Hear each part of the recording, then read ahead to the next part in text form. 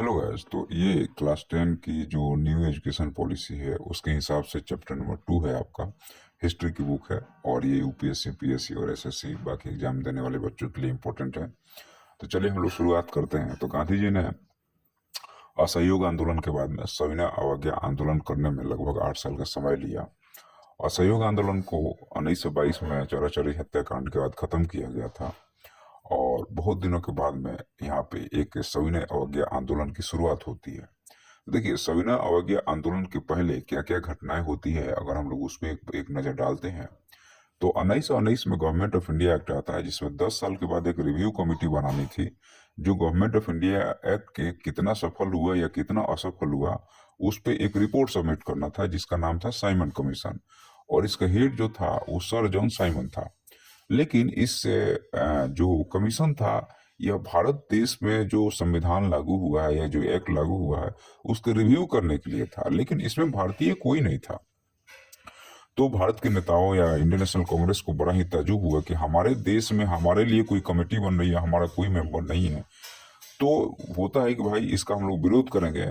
और जब Simon commission आता है तो साइमन गो बैक के नारे लगने शुरू होते हैं। इसमें सबसे वृद्ध आदमी थे लाला लाजपत राय, जिनके ऊपर जो है सो लाहौर में लाठियां चलाई जाती हैं।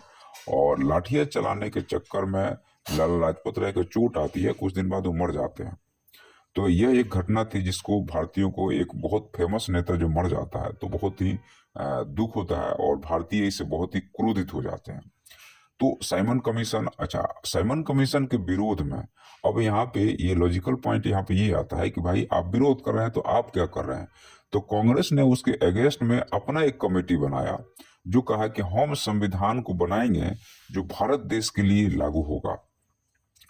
तो जो जवाहरलाल नेहरू के पिता थे मोतीलाल नेहरू, वो हेड थे, इसलिए इस कमेटी का नाम दिया गया नेहरू रिपोर्ट। और इसमें बाकी सुभाष चंद्र बोस और बाकी लोग भी थे। तो नेहरू रिपोर्ट की एक बहुत ही खास बात थी कि इन्होंने डोमिनियन स्टेटस की मांग की। तो डोमिनियन स्टेटस यह था कि हम अंग्रेजों के अधीन रहेंगे लेकिन अपना शासन खुद करेंगे, जैसे ऑस्ट्रेलिया वगैरह में हो रहा था।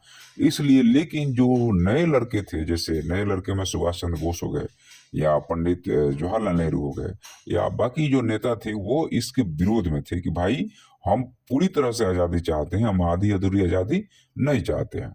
तो नेहरू रिपोर्ट, अच्छा, उसके बाद में मुस्लिम लीग ने अपना अलग रिपोर्ट निकाल के ये डिमांड कर दिया कि ठीक है, तुम्हें संविधान बना रहे हो तो उसमें हिंदू मुस्लिमों को 50% रिजर्वेशन चाहिए वोटिंग में, या जो है सो आपको लोकसभा में या स्टेट असेंबली में हमें 50% रिजर्वेशन चाहिए। उसके बाद में SC ST दलित वाले अलग डिमांड करने लगे।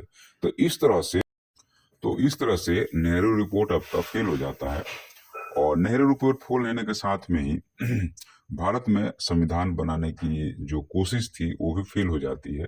लेकिन बाद में जो है सो इसकी डिमांड फिर से AN राय शुरू करते हैं और वहाँ यह कहा जाता है कि भाई हमारे देश में संविधान बनाने के लिए भारत के लोग ही आए।